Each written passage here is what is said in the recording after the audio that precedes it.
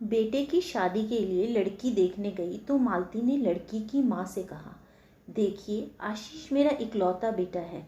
जब मैं बेटी ना होने के लिए उदास होती थी तो सोचती थी बहू को ही बेटी का प्यार दूंगी, मगर अपनी बहू की जो छवि मालती ने सोची थी, जिया उसके बिल्कुल विपरीत थी।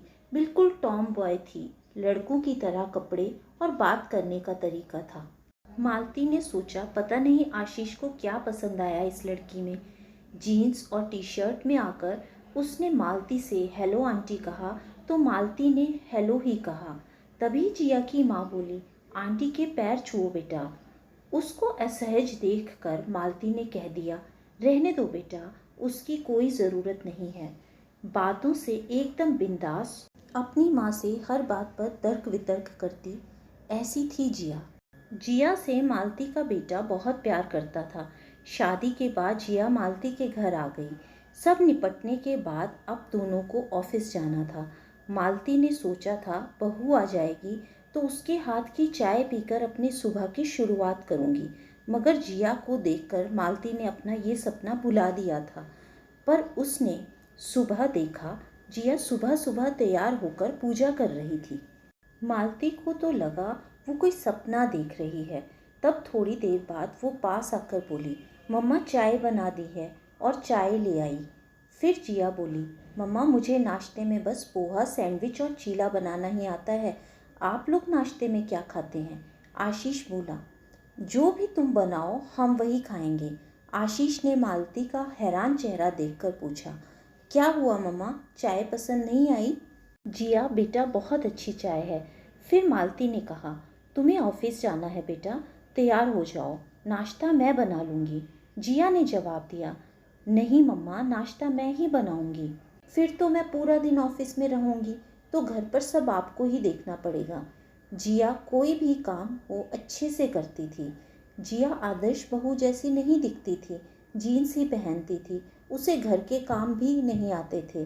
रोटी तो वो भारत के नक्शे जैसी बना देती थी। मालती के जीवन में सब कुछ बहुत अच्छा चल रहा था कि अचानक उसके पति को हार्ट अटैक आ गया।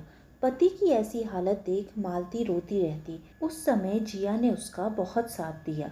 उसे अपनी बाहों में भरकर चुप कराती, जबरदस्ती अपने हाथों से खाना खिलाती, हर वक्त यही कहती, मम्मा पापा बिल्कुल ठीक हो जाएंगे, आप बिल्कुल भी चिंता मत करो। उसे देख ऐसा लगता जैसे उसके अपने पापा बीमार हों। ऐसे समय में आशीष और मालती के सामने मजबूत चट्टान बनी जिया वास्तव में बहुत कोमल थी। घर आने के बाद भी अपने ससुर का बहुत ध्यान रखती। अपनी नई शादी के बावजूद देर रात तक सबके साथ बैठी रहती। मासूम सी बहू का सपना देखने वाली मालती को एक मजबूत बेटी मिल गई थी, जिसकी वेशभूषा विदेशी थी पर दिल एकदम देसी था। मालती की शादी की सालगिरह पर आशीष ने कहा, मम्मा तैयार हो जाइए, कहीं घूमने चलेंगे और आपकी पसंद का कोई गिफ्ट भी ले लेंगे। मालती ने कहा, मुझे कुछ नहीं चाहिए आशीष, तूने जिया के रूप में मुझे मेरी ज़िंदगी का सबसे बड़ा तोहफा दे दिया है। आशीष ने कहा, वैसे मम्मा, अपने दबंग स्वभाव से आपकी बहू ने आपका दिल भी जीत लिया। तब तक जिया आ गई और मालती को गले लगा लिया। जिया ने कहा, हैप्पी एनिवर्सरी मम्मा, और एक पैकेट पकड़ाते हुए कहा, ये दुनिया की बेस्ट मम्मा के लिए। पैकेट खोल कर देखा तो उसमें बहुत सुंदर साड़ी थी, बिल्कुल वैसी ही जैसी मालती को पसंद थी। मालती बोली, ये बिल्कुल वैसी साड़ी है जैसी मुझे लेनी थी। मालती के खुशी में बहते आंसुओं को पोंछकर जिया ने कहा, एक माँ के दिल की बात एक बेटी तो समझ ही जाती है ना मम्मा। मालती ने उसे प्यार से गले लगाते हुए कहा, हाँ मेरी प्यारी बेटी। और सब शाम की पार्टी की तैयारी करने लगे। तो दोस्तों, उम्मीद है आपको आज की ये कहानी पसंद आई होगी। कहानी पसंद आई हो तो वीडियो को लाइक करें, चैनल को सब्सक्राइब करें, ताकि आने वाली कहानियाँ आप तक पहुँचती रहें। Thank you friends.